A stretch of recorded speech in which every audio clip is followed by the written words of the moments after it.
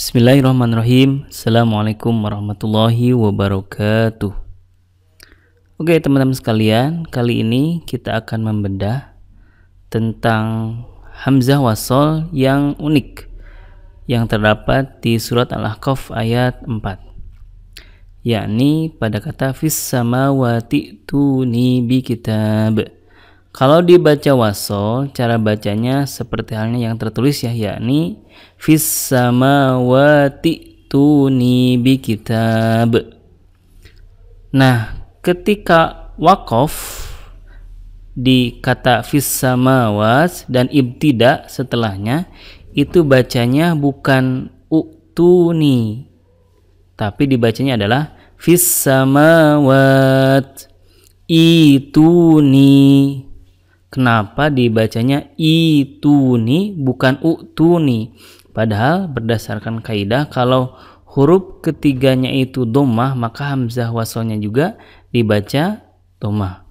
Untuk itu teman-teman kita akan bedah apa yang menyebabkan hamzahnya dibaca kasroh bukan dhammah.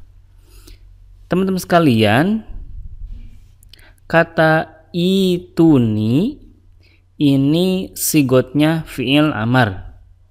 Kemudian fa'ilnya adalah antum yang diwakili dengan waw jama di sini, dan maf'ulnya adalah ana yang diwakili dengan ni. Maka dapat kita artikan bawalah oleh kalian kepadaku. Jadi ituni artinya bawalah oleh kalian kepadaku. Oke, sekarang kita akan bedah asal muasal dari kata ituni. Ituni asalnya adalah dari ata ya'ti, yang mana ata ya'ti juga asalnya adalah ataya ya'tiyu, yang merupakan fi'il mu'tal ya, sehingga huruf terakhirnya ya itu diganti dengan alif, jadi ata ya'ti, padahal asalnya ataya ya'tiyu.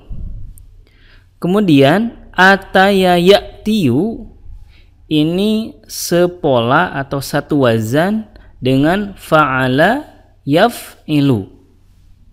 Dan fi'il fa'ala yaf'ilu, fi'il amarnya adalah if'il.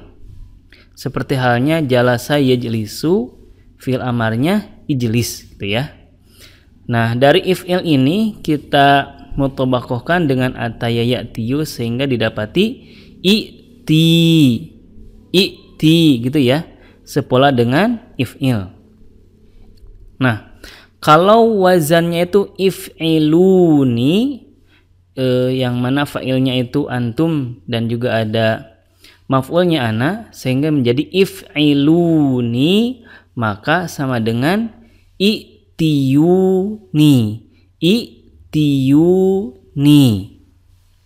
Nah, karena di sini fiilnya itu fiil mu'tal, maka ada kaidah i'lal yang berlaku. Yang pertama, huruf ya-nya itu dibuang karena ya di sini berharokat dhammah berat gitu ya, sehingga dibuang. Kemudian harokat yang terdapat di huruf ya itu dipindahkan ke ta sehingga didapati i'tuni. Jadi teman-teman bahwa ta itu asalnya berharokat kasroh bukan dhammah.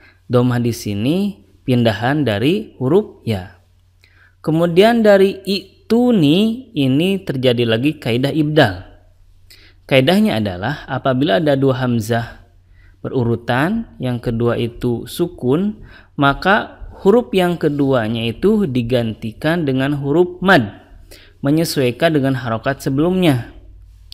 Hal ini juga berlaku contoh ya, kata imanun jadi imanun ya, karena menyesuaikan harokatnya. Jadi kalau sebelumnya itu kasroh jadi ya sukun, sebelumnya dhammah jadi waw sukun, dan sebelumnya itu fathah maka jadi alif. Kemudian u'tiya jadi utia, amana menjadi amana. Seperti itu ya kaidahnya kalau ada dua hamzah Yang pertama berharokat dan yang kedua sukun. Nah, karena di sini itu hamzahnya itu berharokat kasroh, sehingga hamzah yang kedua diganti menjadi ya, sehingga didapati ituni. Jadi cara bacanya seperti itu. Oke, sekarang kita dapati kenapa dibacanya ituni, karena asal musalnya adalah itiyuni. Harokat pada ta itu asalnya adalah kasroh, bukan dhamma. Pertanyaan berikutnya, kenapa tidak ditulis permanen saja seperti halnya kata imanun? Kita kan nggak mendapati di Al-Quran kata imanun, nggak ya, tapi imanun. Langsung dengan ya saja. Ini kenapa kok kadang pakai ya gitu, kadang pakai hamzah, kan bikin ribet gitu bacanya. Ini masalahnya. Hamzah pada kata ituni itu hamzahnya hamzah wasol. Sedangkan hamzah pada kata imanun ini hamzahnya adalah hamzah koto. Kalau hamzah koto itu kan permanen ya harokatnya. Sedangkan harokat pada hamzah wasol itu tidak permanen. Kalau diwasolkan dengan kata yang lain maka hamzah wasolnya dilewat. Gitu ya, tidak berharokat. Nah, kalau ibtida atau dibaca di awal, ini hamzah wasolnya ada harokatnya sehingga tidak permanen. Itulah penyebabnya tidak ditulis permanen seperti halnya kata imanun. Nah, teman-teman sekalian, disimpulkan bahwa kata ituni di surat Al-Ahqaf ayat keempat, kalau diwasol dibacanya fis samawati tuni, sedangkan kalau diwaqaf dibacanya fis samawat ituni. Gitu ya teman-teman sekalian. Mudah-mudahan setelah melihat video ini teman-teman bisa paham dan ada pencerahan kenapa dibacanya berbeda ketika wasol dan juga ketika waqaf.